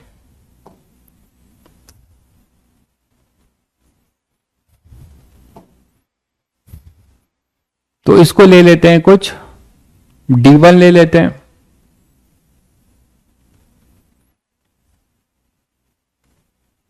और ये कुछ D2 ले लेते हैं। ठीक है, D1 D2 ले लेते हैं, यहां से इनकी डिस्टेंस है D1 D2। ठीक है, तो अब आप क्या निकाल सकते हो, AC क्या हो जाएगा बताओ, AC क्या लिखोगे, AC हो जाएगा D1 स्क्वायर, पाइथागोरस यूज करो, प्लस एक्स स्क्वायर। इसी तरीके से BC क्या हो जाएगा, ये डिस्टेंस कितना हो जाएगा, D2 square plus L minus x का होल स्क्वायर अंडर रूट। ये समझ गए सभी लोग, ये डिस्टेंस आ गया पाइथागोरस से। अब हम दो टाइम होगा, एक जर्नी का टाइम होगा AC, टोटल टाइम क्या लिखेंगे आप, टोटल टाइम होगा TAC plus t B C, यही तो लिखेंगे। और ये जो टोटल टाइम होगा ये होगा टी ए सी, और टी ए सी क्या लिखोगे, ये टाइम कितना होगा, इसका डिस्टेंस हमें पता है, अपॉन में स्पीड पता है, तो distance upon speed, speed constant है, तो लिख सकते हैं इसको हम लोग under root d1 square plus x square upon में AC, अपॉन में AC, सॉरी अपॉन में V1 प्लस ये डिस्टेंस कितना है भाई, d2 square plus L minus x whole square upon में V2, अपॉन में V2। क्लियर है सभी को, ये अपना टोटल टाइम आया। अब आप सभी बच्चे देख पा रहे हो कि ये जो टोटल टाइम है वो x का फंक्शन है, ठीक है। हाँ बिल्कुल, एक बच्चे ने बहुत सही पकड़ा है, अदिति ने, रिफ्रैक्शन उन्होंने मतलब लगता है पढ़ा है। अगर किसी बच्चे ने क्लास 10th में रिफ्रैक्शन पढ़ा है, आई थिंक आईसीएससी बोर्ड में होता है, सीबीएसई में भी होता है शायद, कि law of refraction, Snell's law सभी बच्चों ने पढ़ा है, स्नेल्स लॉ पढ़ा है। तो आज हम एक तरीके से लाइट का स्नेल्स लॉ ही प्रूव कर देंगे, जो तुम लोगों ने लॉ की तरीके से पढ़ा है वही चीज आप यहां प्रूव कर पाओगे, स्नेल्स लॉ ही प्रूव करोगे। और एक बहुत अच्छी चीज देखोगे कि light always prefer a shortest path, ठीक है, light always prefer to travel through the shortest path, ठीक है। तो उसी चीज को हम यहां पे समझेंगे। और एक साइंटिस्ट थे फर्मी, उन्होंने ये फर्मेट प्रिंसिपल दिया था, फर्मेट प्रिंसिपल भी इसको कहते हैं, लोग इसको फर्मेट प्रिंसिपल के नाम से भी पढ़ाते हैं। तो टी हो जाएगा ये, ठीक है। अब हमें ये टाइम जो है किसका फंक्शन दिख रहा है, d1 v1 dv, ये d2 है, तो ये तो आपके पास कांस्टेंट है, दिख रहा है सभी को, d1 d2 और ये v1 v2 सब कांस्टेंट है, केवल अपने पास क्या है, x वेरिएबल है, मानते हो। तो हम इसको डिफरेंशिएट करेंगे for t to be minimum और maximum, for t to be minimum, मैंने कहा था कि आपको सेकेंड डेरिवेटिव करने की जरूरत नहीं पड़ेगी, जो भी t का क्रिटिकल, जो भी आप डिफरेंशिएट करके x की वैल्यू आएगी वो मिनिमा का ही पॉइंट होगा। For t to be minimum आप चेक भी कर सकते हो, dt बाई dx को जीरो करेंगे। और यहां डिफरेंशिएशन में कुछ बच्चों को दिक्कत हो सकती है, लेकिन चेन रूल अगर याद है तो नहीं दिक्कत होगी। आप इसको जब करोगे dt बाई dx को जीरो, तो पहले dt बाई dx को जीरो करने के लिए करिए बारी बारी से, 1 अपॉन v1 बाहर आ जाएगा, ये हो जाएगा d by dx of under root d1 square plus x square plus 1 upon v2, और ये हो जाएगा d by dx of under root d2 square plus l minus x का होल स्क्वायर, ठीक है, इक्वल टू 0, यही होगा। अब इसको डिफरेंशिएट करना कोई बहुत बड़ी बात नहीं है। आप सोचो कि ये पूरा x अंडर रूट एक्स है, याद है सभी को, ऐसे आप सोच सकते हो इसको अंडर रूट एक्स, तो इसका डिफरेंशिएशन सबको पता है क्या होता है, 1 अपॉन 2 अंडर रूट एक्स, याद आ रहा है।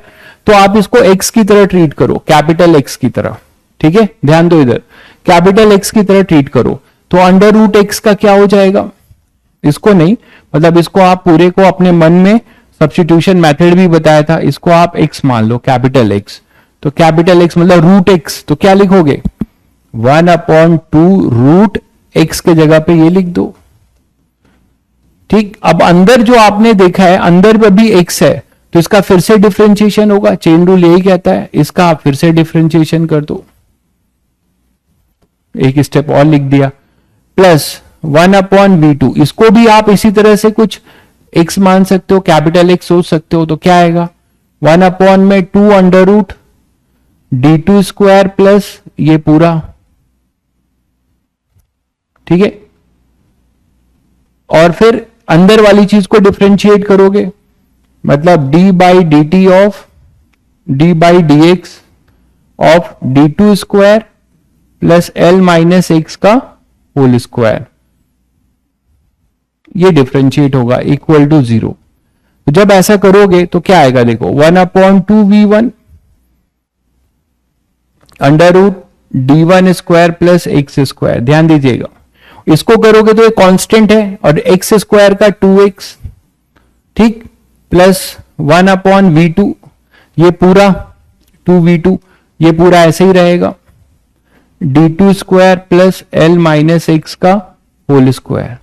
और जब इसे करोगे तो d2 फिर कांस्टेंट है, इसका डिफरेंशिएशन 0, और l माइनस एक्स का कितना हो जाएगा, l माइनस एक्स स्क्वायर है तो l माइनस एक्स स्क्वायर का होगा 2l माइनस एक्स, और फिर अभी भी x है, जब तक x बचा रहेगा तब तक डिफरेंशिएट करते जाएंगे। तो ये इसका 0 हो गया, इसका हो गया 2l माइनस एक्स, और फिर x का माइनस एक्स का यहां पे एक -1 आ जाएगा। यहां तक सभी को क्लियर हुआ? यहां से 2 से 2 कैंसिल कर दीजिए और इसको उधर भेज दीजिए, तो फाइनली आपके पास आता है x upon under root d1 square plus x square 1 upon v1, this is equal to 1 upon v2, और ये आता है l minus x upon under root d2 square plus l minus x का होल स्क्वायर। यहां तक clear है सभी को? अब आप देखो कि इस समय इसको क्या लिख सकते हैं, साइन थीटा को क्या लिख सकते हैं आप, साइन थीटा 1, इससे वो लिख सकते हैं आप d1 upon under root d1 square plus x square लिख सकते हैं।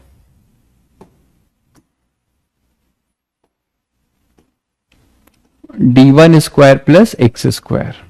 इसी तरीके से साइन थीटा 2 इस ट्रायंगल से क्या लिख सकते हैं, इस ट्रायंगल से साइन थीटा 2 अपोजिट साइड कितना है d2 अपॉन में हाइपोटेनियस कितना था, तो d2 square plus l minus x का होल स्क्वायर। तो जो ये आपको इतनी बड़ी चीज नजर आ रही है, इसको आप क्या लिख सकते हो, इसको साइन थीटा 1 लिख सकते हो और इसको साइन थीटा 2, देख लीजिए, इसको आप साइन थीटा 1 लिख सकते हो और इसको साइन थीटा 2। तो हमारे पास फाइनली आ गया sine theta 1 upon v1 that is equal to sine theta 2 upon v2।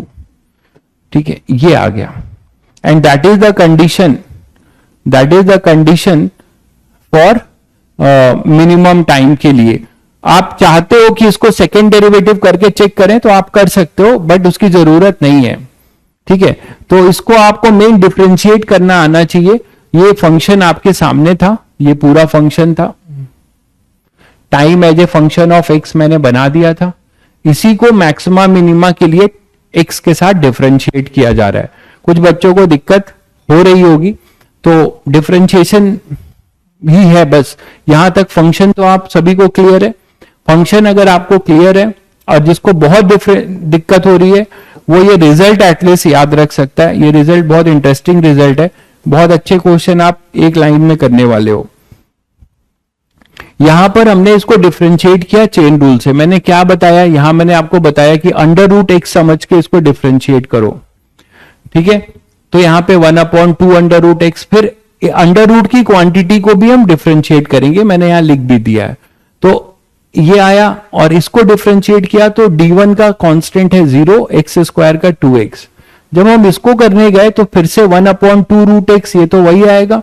अंदर की क्वांटिटी को डिफरेंशिएट करने के लिए ये है d2 का 0, l माइनस एक्स का कितना हो गया 2l माइनस एक्स, और फिर l माइनस एक्स को फिर डिफरेंशिएट करोगे तो l का 0 और x का -1।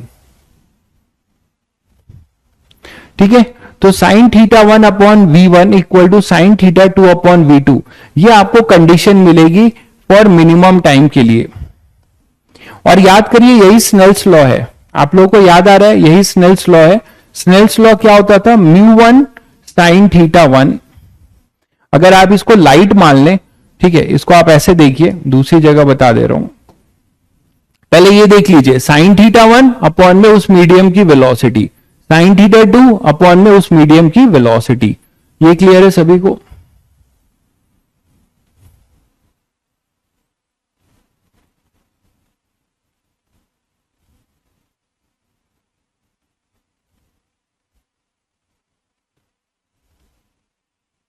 अच्छा, एक काम करो, ये एक्स है ना, ये साइन थीटा 1 नहीं लिख सकते इसको हम लोग। एक काम करो, इसको आप थीटा ये मान लो, रुको तो थोड़ा सही रहेगा। आप थीटा 1 ये मान लो तो गड़बड़ हो जाएगा।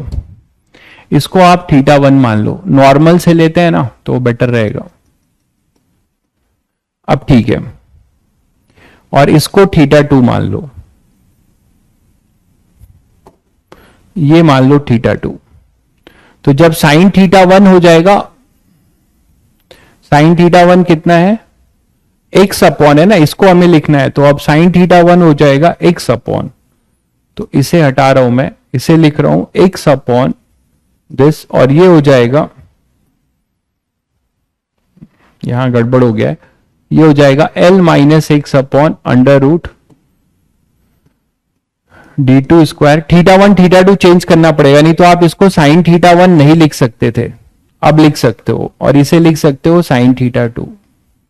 ठीक है, तो साइन θ1 और ये हो जाएगा अपना साइन θ2, तो वो हो जाएगा l माइनस एक्स का होल स्क्वायर। अब ठीक है ना, परपेंडिकुलर वर्टिकल वाले से θ1 θ2 माना गया है, अब ठीक है।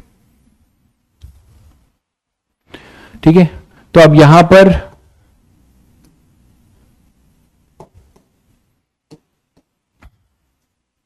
ये सभी को क्लियर हो गया, ये θ1 है θ2, तो ये है condition for condition to reach in minimum time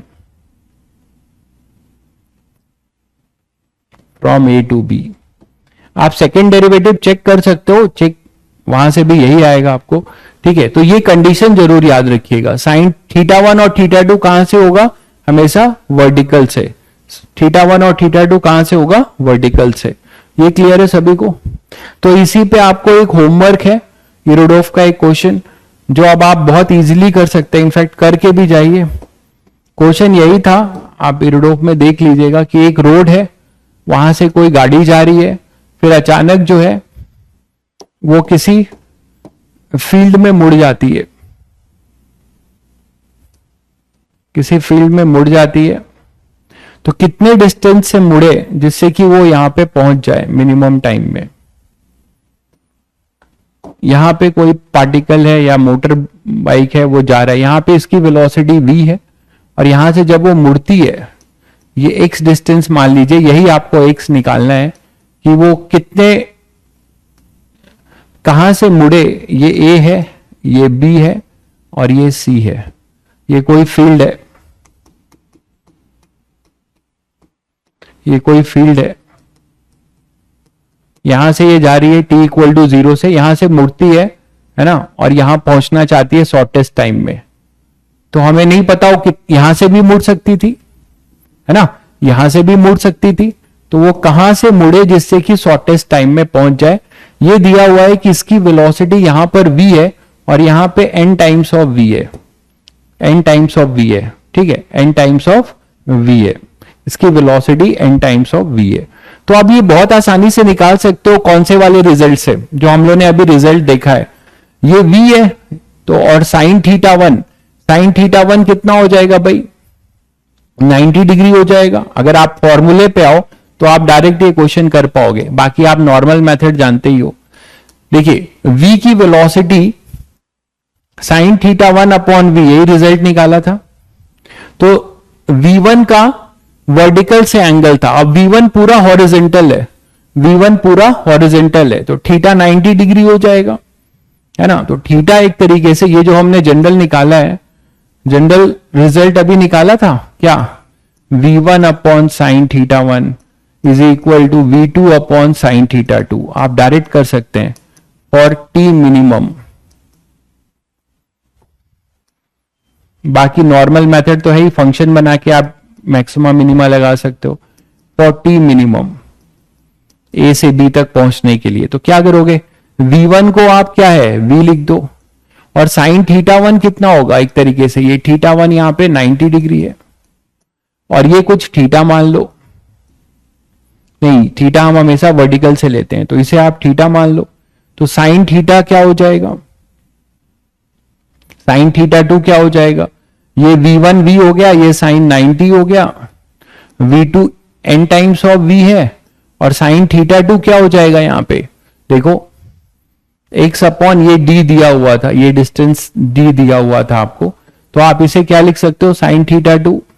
sign θ2 क्या लिख सकते हो भाई, ये θ2 एक तरीके से थीटा है, तो यहां से आप लिख सकते हो opposite side x upon under root x square plus d square, या यहां से आप पहले साइन थीटा निकाल दो ना, साइन थीटा 2 को हमने थीटा लिया हुआ है, थीटा 2 एक तरीके से थीटा है, तो साइन थीटा क्या आ गया, साइन थीटा अपने पास आ गया 1 बाई ईटा, आ गया साइन थीटा कितना आ गया 1 बाई ईटा, देख लीजिए सब लोग, साइन थीटा आया, सॉरी ईटा, साइन थीटा अपने पास कितना आ गया ईटा, दिख रहा है सभी को, साइन थीटा अपना ईटा हो जाएगा, और साइन थीटा जब ईटा हो जाएगा तो इस ट्रायंगल से आप एक्स निकाल सकते हो, tan theta is equal to क्या है एक्स बाई डी, एक्स कितना हो जाएगा डी टैन थीटा, और साइन थीटा अगर तुम्हें पता है तो ट्रायंगल बना के आप टैन थीटा भी निकाल सकते हो, साइन थीटा हुआ अपोजिट साइड, ये 1 हुआ, ये हुआ अंडर रूट ईटा स्क्वायर प्लस 1, तो टैन थीटा कितना हो जाएगा ईटा डी अपॉन अंडर रूट ईटा स्क्वायर प्लस 1, तो ये वो एक्स आएगा जब वो बी से इतनी डिस्टेंस से मुड़ जाएगा तो यहां पे मिनिमम टाइम में पहुंच सकता है, तो जब ये मिनिमम टाइम में पहुंच सकता है, ठीक है। तो इस तरीके से आप ये क्वेश्चन इस रिजल्ट से डायरेक्ट कर सकते हैं, बाकी आप इसको मैक्सिमम मिनिमा से, जैसे मैंने आपको अभी बताया उससे ट्राई करिएगा, नॉर्मल मेथड से भी ट्राई करिएगा, ठीक है। चलिए फिर मिलते हैं कल, इसको लेक्चर रिवाइज कर लीजिएगा, कल हम लोग प्रोजेक्टाइल शुरू करेंगे।